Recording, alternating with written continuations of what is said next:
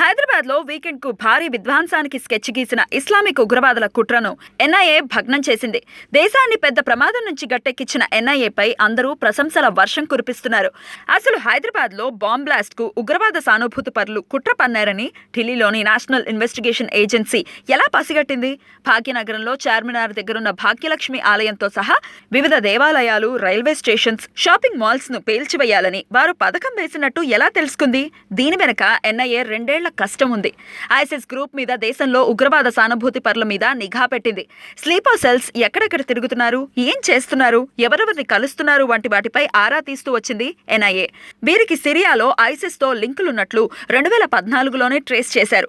ఉగ్రవాద సానుభూతి పరులపై గత నెల 22నే ఎఫ్ఐఆర్ నమోదు చేసింది. ఒకేసారి పెద్ద ఎత్తున సోదాలు నిర్వహించేందుకు కోర్టు నుంచి అనుమతి పొందింది. ఓల్డ్ సిటీలో సోదాలు జరిపి 11 మందిని అదుపులోకి తీసుకుంది. వీరిలో 5గురిని తప్ప మిగిలిన వారిని విడుదల చేసింది. అలా ఉగ్రవాదుల ఎత్తుల్ని చిత్తు చేసింది.